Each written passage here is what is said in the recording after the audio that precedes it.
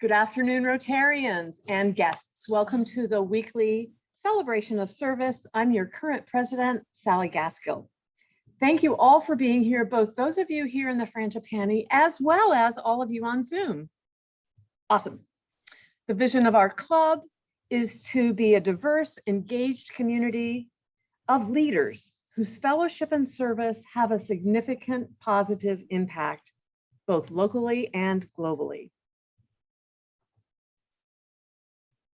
Let's please observe a few moments of silent reflection to start our session.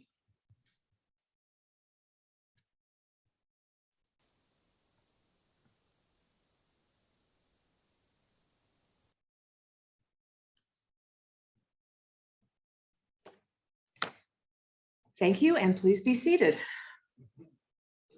I'm happy to welcome Tim Jessen to give our reflection today.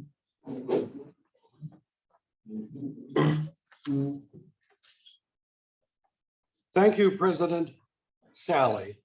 Shana Tova, it's the new year, and you can hear the blowing of the shofar at 3:15 this afternoon at the Sample Gates. Rosh Hashanah is a time for reflection and solemnity as well as joy. It's more solemn, I think, this year, as it was a beautiful Tuesday like today in New York when 9/11 happened. Those three numbers that gained new meaning and are still with us 2 decades later. Back then on 9/12, we were united as a nation. Can you imagine then all the members of Congress were standing on the steps of the Capitol singing, "God bless America."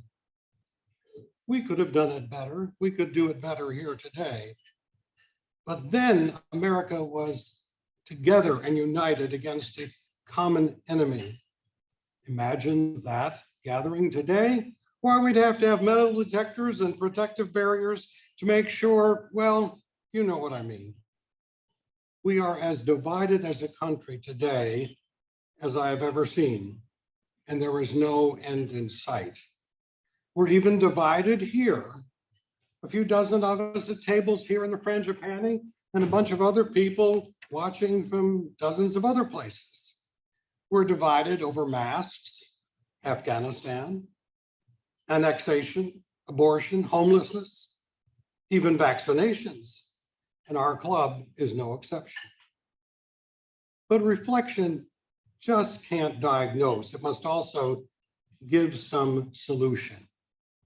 So here I go.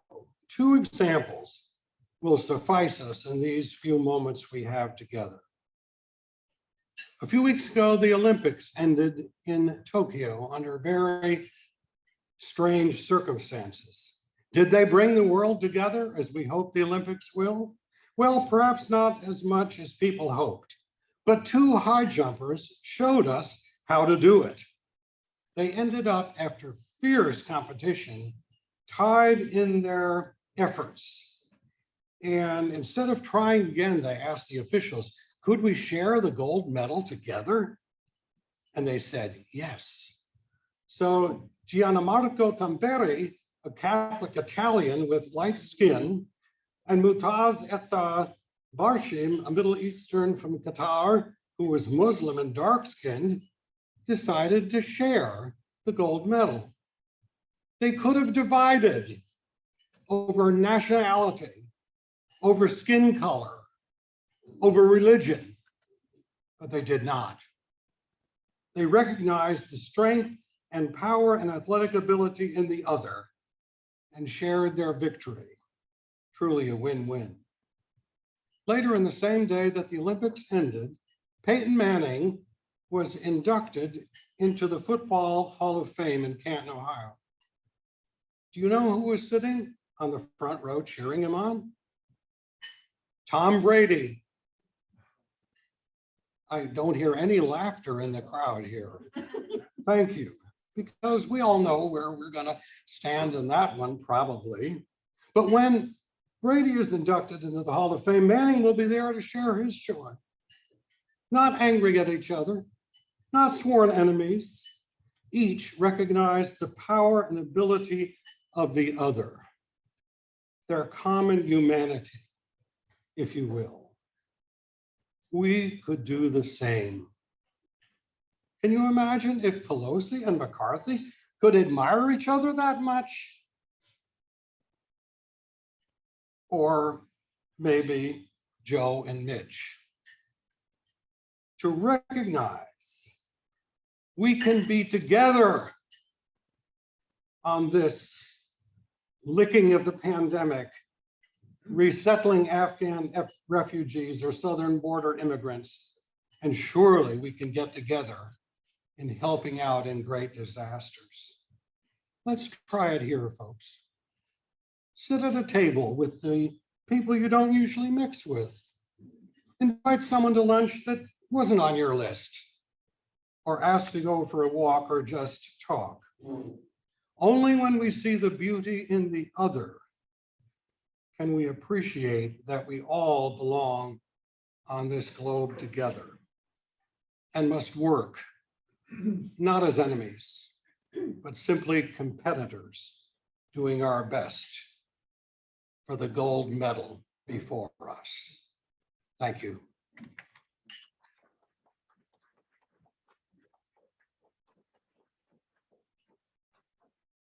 Tim, thanks as always for that terrific food for thought. And speaking of food and lunches with people who are maybe not like us, I have been negligent in getting out the new Lunch Buddies roster. So Natalie and I will work on that and look forward to getting matched up with somebody whom you hopefully don't know very well from the club and having lunch, whether that's over Zoom or some other thing. So today's guests, I would like to ask you to stand when I read your name. And the first guest is Paul Casey, a retired teacher who's the guest of Tim Jessen. Welcome.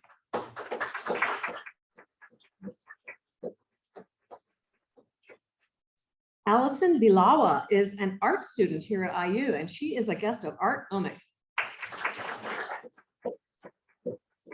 There's a great story there, which I won't share with you, but feel free to ask one of them later. Josh Johnson from Mid by Midwest is a guest of Aaron Brunton. Welcome, Josh. And Sarah McKinney from Stonebelt Arc is a guest of Leslie Green. Welcome. You all are welcome to come back at any time, whether here in person or on our Zoom. I want to thank our ACE producer, Michael Shermis, for being here, and our Zoom manager, Joy Harder, and our greeter, Sarah Laughlin. Thanks to all of them for their work for today. And also Sarah Laughlin for doing double duty. She's our roundabout reporter this week. We have a whole slew of birthdays in our Rotary family this week. Not only that, but two of them are today. We have two past presidents, what are the odds, who have birthdays today? John Dilts, September 7th, and in the house, Aaron Davis. Happy birthday, Aaron. Also, Kate Cruikshank, September 9th, Alan Barker, September 12th, and Wendell St. John, September 12th. Wendell, I know you're on Zoom. Happy birthday to all of you. We have a new member. He's not going to be inducted because he's transferring his membership from Bloomington Sunrise Club. Len Tiemann, please stand.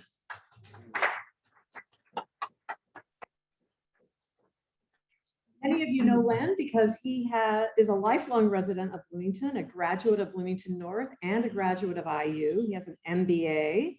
He's a realtor currently at Milliken Realty, and we're really happy to have you here. Thanks for joining us, and see you next week.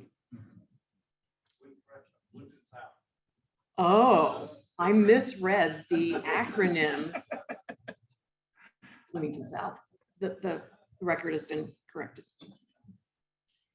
Rotary Book Club, we now have a date for our first meeting. It's Thursday, October the 14th at 7 p.m. via Zoom. If you're interested in joining us and haven't yet picked up a book or let me know that you're interested, I'll make sure that you get an invitation to the event. Everybody's welcome. Now, Jim Bright, would you please come up for a very special announcement?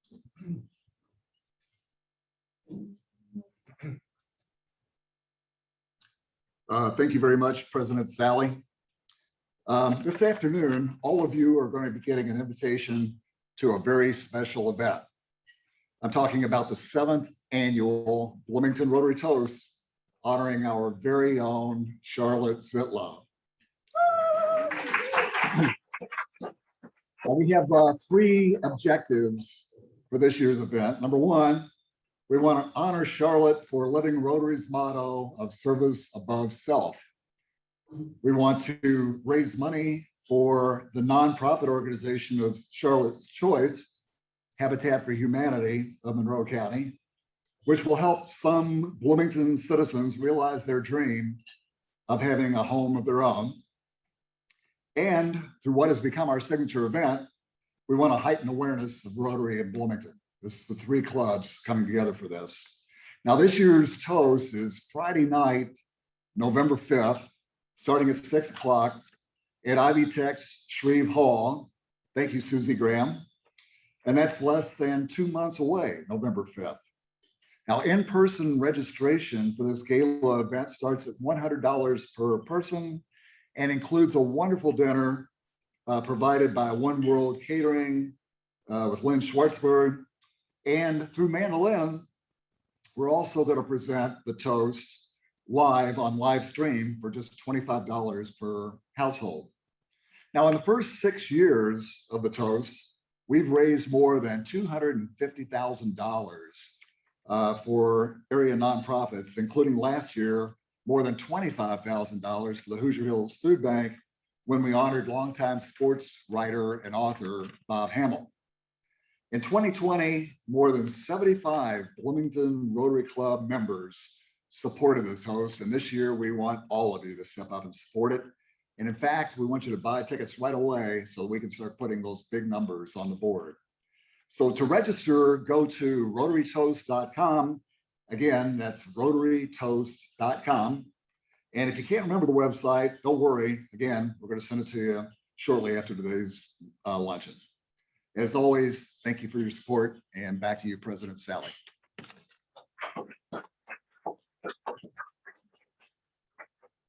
Thank you, Jim. And thank you, Sarah Laughlin, for this fabulous marquee at the Busker Chumley that I believe is up there at this very moment. Let's do happy dollars. I'm going to start off by saying that I'm really happy because tomorrow, well, I'm not happy about this, but I'm going to be on I-70 for most of the day tomorrow, driving to Kansas City, where I'll be celebrating my daughter's birthday this weekend. She was born on September 11th. We choose to call it that as opposed to 9/11. She was 10 that year. So she's 30 now. So I'm pretty happy about that. She's made it that far. Any other happy dollars from anybody here in the room or on Zoom? Martha. Martha's going to wait until she gets to. She's now going to be happy.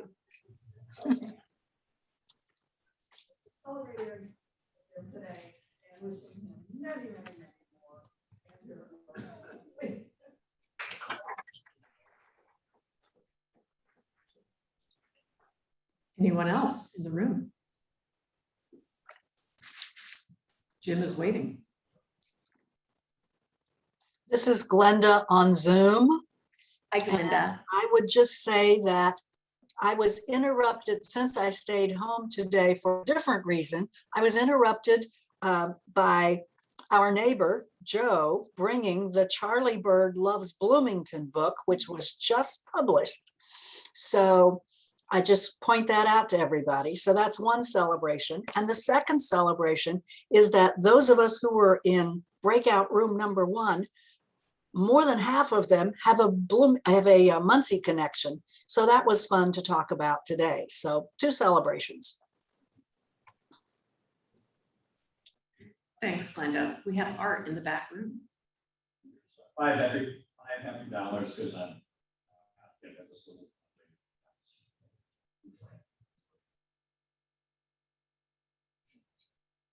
Anybody else? Anybody on Zoom?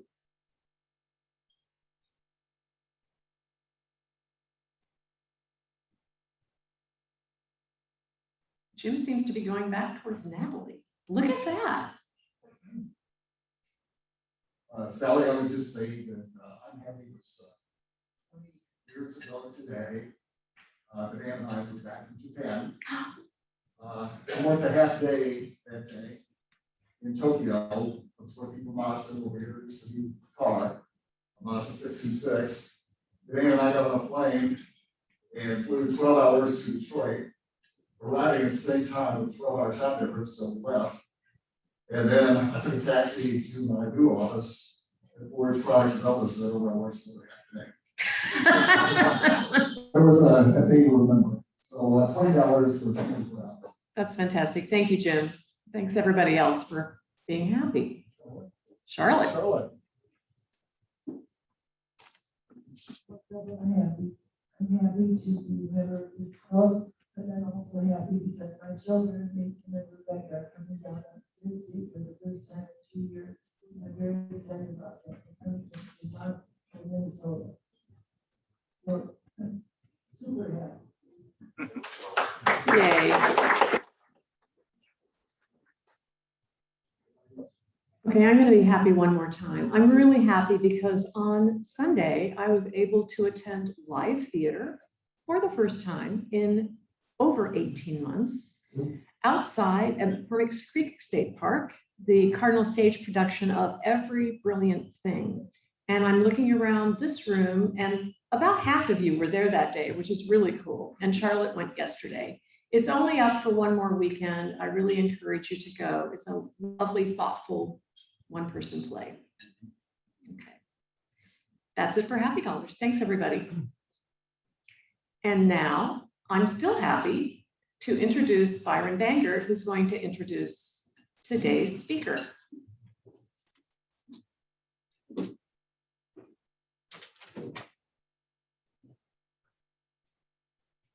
I suppose it could be said that our speaker today needs no introduction since he is a fellow Rotarian. But I want to tell you a little about him that you might not know. I've known John VanderZee for over 30 years since he moved to Bloomington to become chaplain at Bloomington Hospital. At that time, back in the 1980s, there was no hospital chaplain. I came to Bloomington in 1985. By 1987, however, there was a hospice of Bloomington, which is now part of the hospital. It was not then, it was affiliated, but not yet a part. I was invited to be on the board of the Hospice of Bloomington, which later morphed into an advisory council when the Hospice of Bloomington became a formal part of Bloomington Hospital. That's by way of explaining how it happened that in 1989, I was asked to help with the interview process when the hospital decided, with some resistance among some of the staff, particularly some of the physicians, they decided to undertake a search for their first chaplain.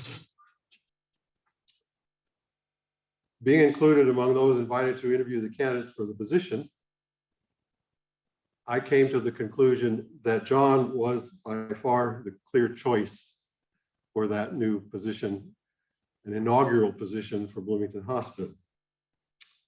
Long story short, John was hired and subsequently demonstrated that the hospital benefited greatly from having a religious professional on staff as chaplain or director of chaplaincy services. His selection was fortuitous or providential, depending on your theology. In any case, Bloomington and the hospital were fortunate to have him as their founding hospital chaplain for some 24 years.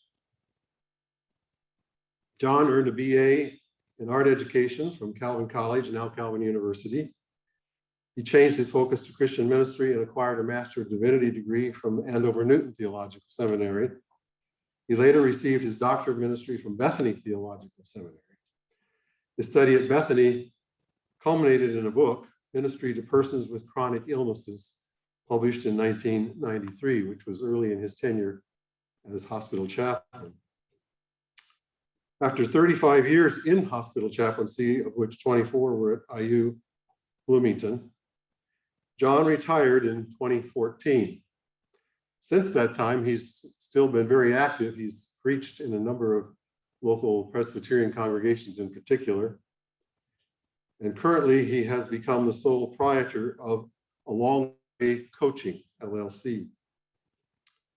John and his wife, Wendy, have two grown daughters, Sarah McKenney, who was earlier introduced. She's seated over there with Aaron and Martha and the rest. And the other daughter is Jennifer Singleton, who lives down in Evansville, and both of whom are in helping professions. A few years after he came to Bloomington, I was pleased to sponsor John as a Rotarian. And I was pleased again to endorse him when he decided to rejoin the club, about a year or so ago. Now I'm pleased to introduce him as today's speaker on negotiating life's transitions. Please welcome John VanderZee.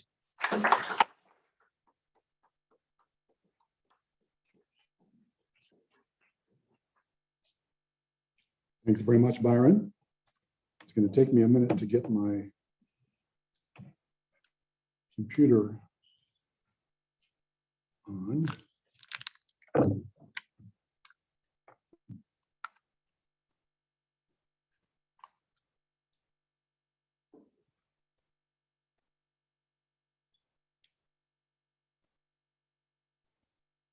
There we go.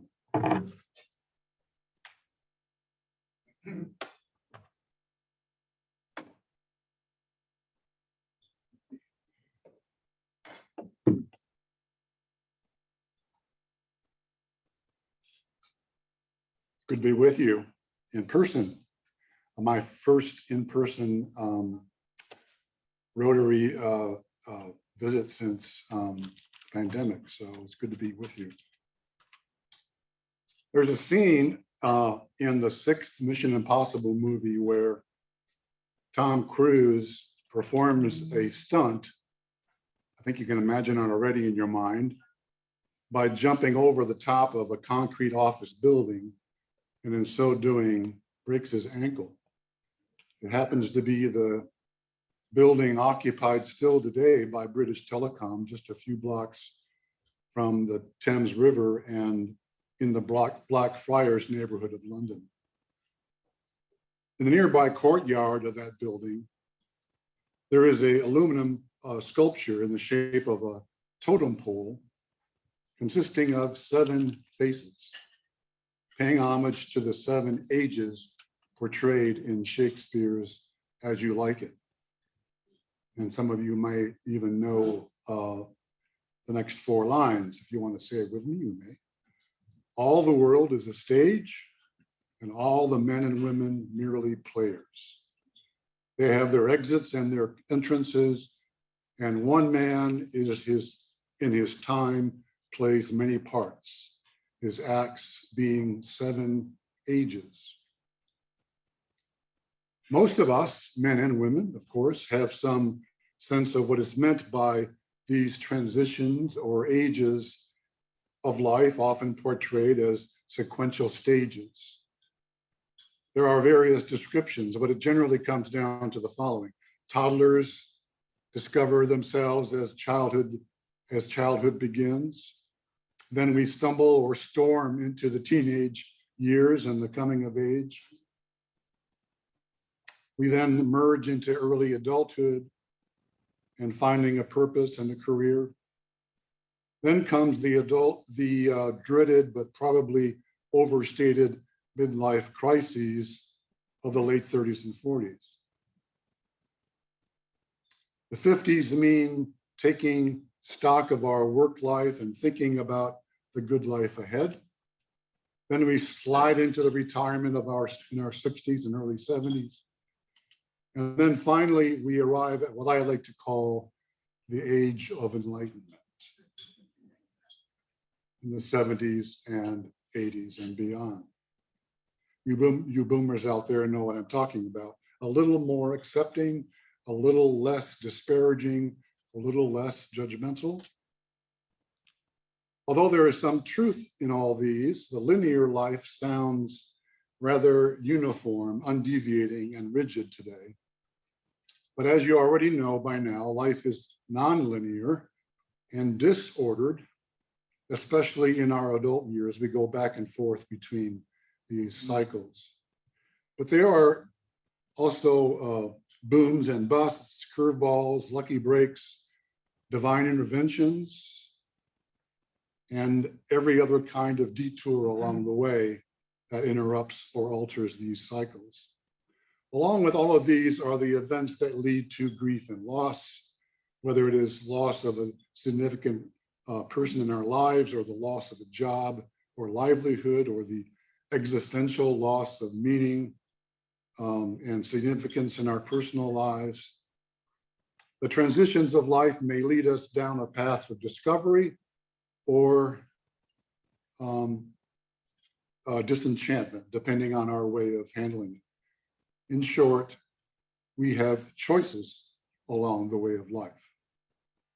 Let me share with you one example from my own life of how transitions in life involve grief, resolve, uncertainty, and decision or choice. I was born into a rather homogeneous, sheltered, conforming existence growing up in what is essentially a Dutch ghetto in Grand Rapids, Michigan. I went to parochial schools sanctioned by the Christian Reformed Church, an evangelical Christian denomination. Upon graduating from Calvin College, now Calvin University, they brag about, in 1970, I decided I had had enough of what I believed was a stifling, shallow worldview, and decided to move east, settling in the Boston area, Cambridge in particular. I found new friends, an exciting progressive church that cared not only about the gospel of Jesus Christ, but also about peace, social justice, and care of the earth. I found a job there as a part-time sexton, living hand to mouth. In other words, I was having the time of my life. Then about a year or two into this adventuresome living, I heard about from my brother, 3 years my senior and a pastor in the Christian Reformed Church, about some revolutionary new philosophy from a Dutch theologian. I decided to go, mainly to visit with my brother, but admittedly intrigued by this provocative new thought coming from the Netherlands, or the old country, as we called it. I was not surprised to see that the attendees were mainly from my old denomination. Among them were the De Vrieses and Vanderplugs and Veenstra's and other familiar Dutch surnames. Didn't take long before I once again felt trapped, re-enmeshed in the very way of life from which I was fleeing. During the final gathering at the end of the conference, I abruptly fled to my tent and spent the next several minutes in tears. I had come to the realization that I no longer felt an affinity or sense of community with the people with whom I was attending the conference and with whom I spent my early life. I knew I could not go back, and I was grieving that loss. When I came to myself, I packed up my stuff and drove back to Cambridge without saying goodbye. It was tough, but a necessary transition. It wasn't until many years later that, reflecting back, I had a new appreciation and pride in my Dutch heritage. There are times in our lives when we look back and find that where we come from is really a part of who we are, for better or for worse. And sometimes, even from those broken beginnings, we learn profound things that help us to grow. But we do not have to be stuck in the past. It may take a life-shattering event like what happened to me, a provocative conversation with a trusted person, a spiritual or cosmic awakening, something that propels you to a new understanding of your life and its direction. It doesn't have to be cataclysmic. It could be as quiet as a new insight, like a wave of fresh air. I invite you, you know what I'm going to do. I've done it before with you guys. I invite you now to relax in your chairs with your back firmly straight and not rigid, but straight. Close your eyes.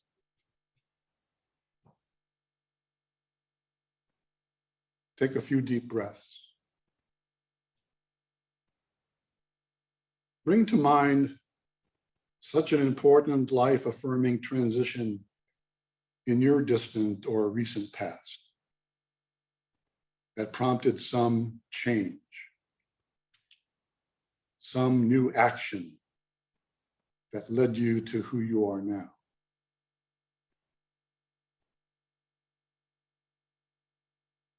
If you feel there are several equally important events or circumstances, pick one and spend a few minutes with it.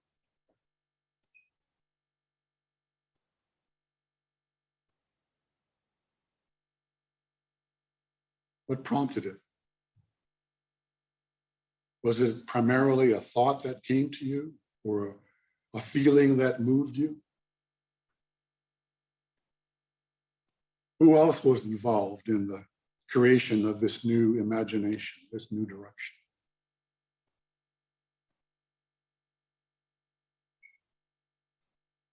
Perhaps it was the unforgettable, dynamic influence of a person that set a spark in you. Bring that person to mind.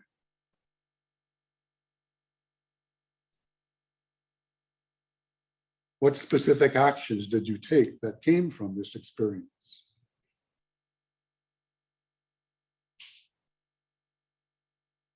What gains came from this life transition?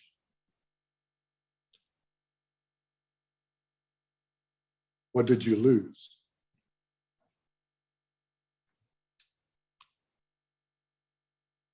With whom do you equally share in this direction?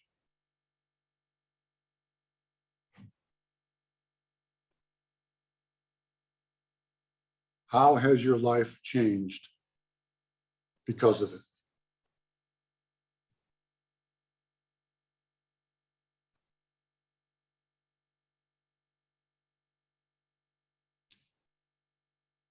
As you return to the present in this room, take a few deep breaths, open your eyes.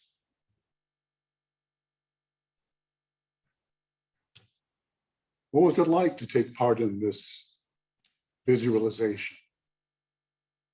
Any quick comments?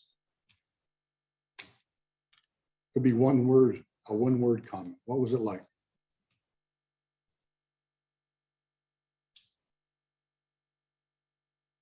Okay.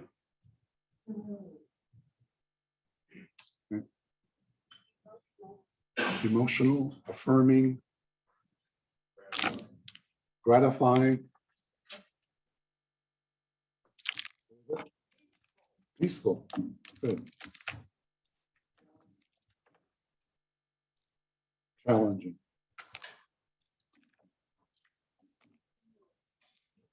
Continuous. Very interesting.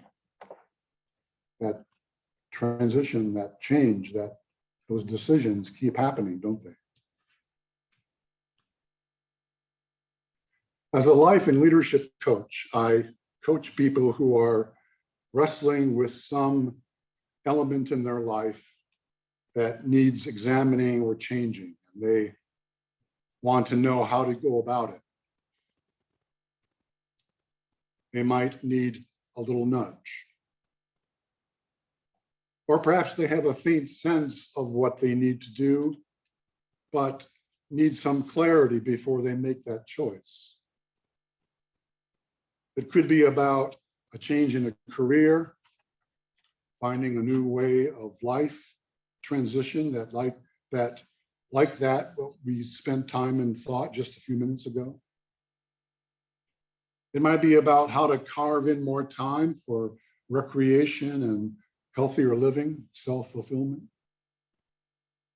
Or something as specific as how to approach a difficult conversation with a new boss, employee, or governing body. It could be as tedious as what steps to take to finally organize your office, your junk room, or your life. Coaching is chiefly about discovery, awareness, and choice. It is a way of effectively empowering people to find their own answers. The coach asks questions that lead the client to make their own choices and to be accountable for those choices. Each coach and client commit to a series of 5 sessions. In each session, that client brings an issue that they want to resolve, each session. By the end of each session, that client has set a certain goal or goals for accountable action. It's amazing what can be achieved in just one session, let alone 5. Anybody and everybody can utilize the services of a coach at various times in their life. You choose a coach whom you feel will move you toward decision and action and wholeness. Coaching and being coached is a co-active process that takes work and commitment from both parties, equally sharing in that struggle. But it can lead to immense rewards for living your life. I'm just wondering how many life or leadership coaches there are in our organization besides myself. Are there any in this room? Any listening online?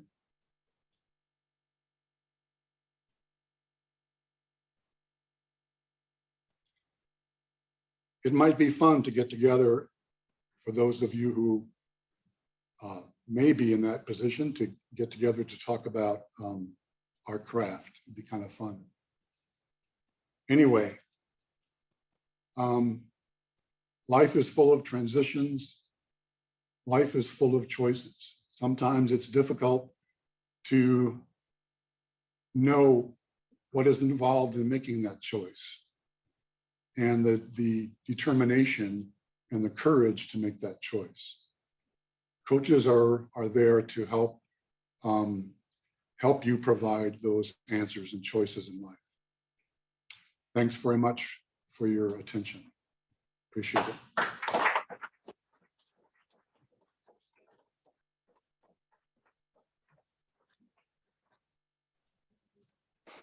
Thank you. Are there any questions from the audience? Don't go too far away, John. Jim Bright is, Leslie has a question.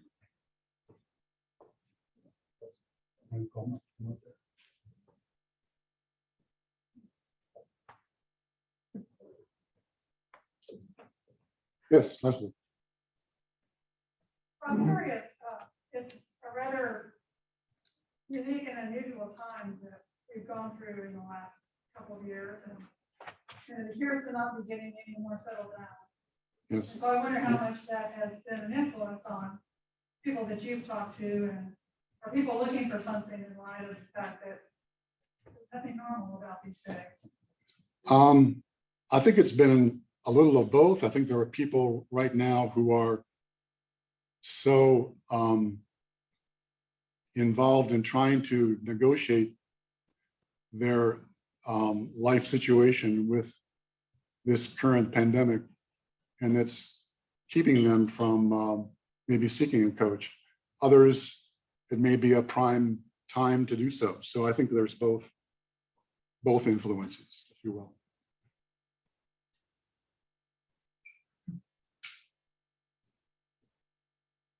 Thanks so much for sharing. So my question is, I think there's a lot of people people who just through their work or through their relationships find themselves in a sort of informal coaching dynamic with other people. So I'll speak for myself. I work in student affairs, so I'm working with students all the time. I'm not technically a coach, but a big part of what I'm doing is helping coach students through whatever type of life stressor or challenge that they're confronting, and continuing to keep a perspective on the position that they are in within their whole life trajectory and making decisions and just coping generally. Yeah. So I guess my question is, if you have any words of advice for people like that who might find themselves in this capacity of being a coach without formally being dedicated to that, or not necessarily having training or experience, any sort of words of wisdom or encouragement that we might take with us? I think one in that position needs to decide whether they're primarily doing counseling or advising or coaching. And coaching is different from each of those other two. In coaching, you're always asking questions, usually what questions? What made you think of that? Or what prompted you to think about this direction in your life, or that kind of thing, instead of providing counsel or advice? I think a person in your capacity could do coaching, could utilize some of the skills and ways of coaching. Yeah, I think using some of those skills is a good thing. And you can go to International Coaching Federation to learn more about that. Okay, yeah, you're welcome. Charlotte.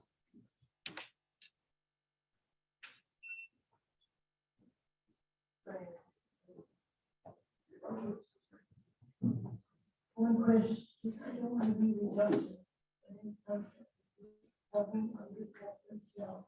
Exactly. Yeah. That's pretty much it in a nutshell. Yeah. Thank you, Charlotte.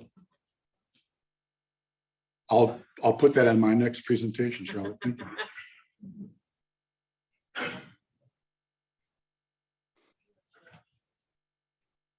Anybody else? Okay, Aaron.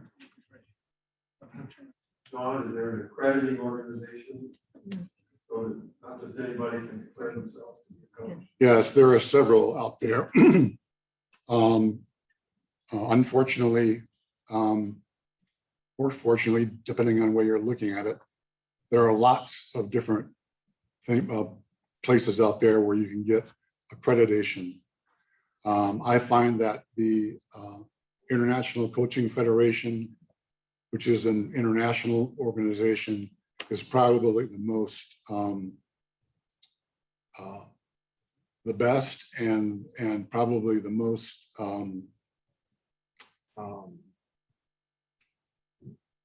challenging in terms of getting accreditation. I'm in the process right now of getting associate certification. It's not accreditation, it's certification. And I need 100 hours to achieve that. And I'm not too far from that right now. And that's just to achieve associate coaching certification status. And there's professional certification. And then there's, I think, master, where you, and I would be probably 150 years old if I ever achieve that stage. Thanks very much. Anybody else? I have cards on my table. Again, it's alongthewaycoaching.com. Thank you.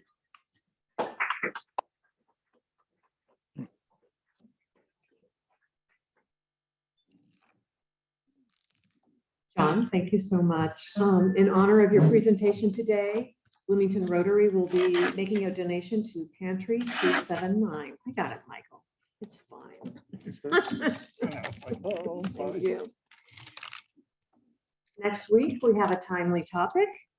Our speaker will be author, Bloomington resident Doug Wissing, who spent a lot of time in Afghanistan over the years, and he'll be speaking about Afghanistan in a talk titled Hopeless but Optimistic Continued. Let's rise and close the meeting by reciting the four-way test +1 together. Of the things we think, say, or do. First, is it the truth? Is it the truth? Second, Second, is it fair to all concerned? third, will it Will it build build goodwill and better friendships? Fourth, Fourth, will it be be beneficial beneficial to all concerned?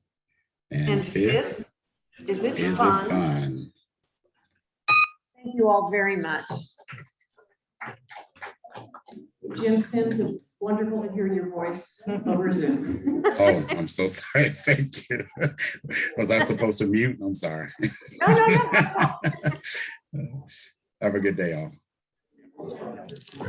Yeah, it's gonna stay up. Lord have mercy. I have to put so much tape on.